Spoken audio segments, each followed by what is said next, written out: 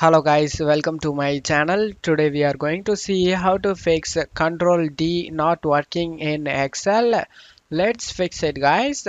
The solution is to turn off the Ctrl D shortcut in WebEx. This shortcut in WebEx conflict with the shortcut in Excel guys and cause us a problem.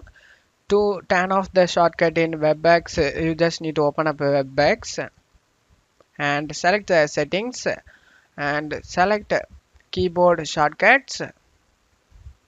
On right side you just need to search for decline, decline, decline, and you will be get the decline call control D. You just need to uncheck this box guys. Make sure you unchecked this box.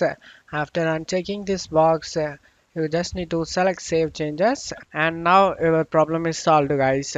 I hope this solution fixed your problem. If the video helped you, don't forget to leave a like guys. You can also subscribe me and support me guys. Thank you.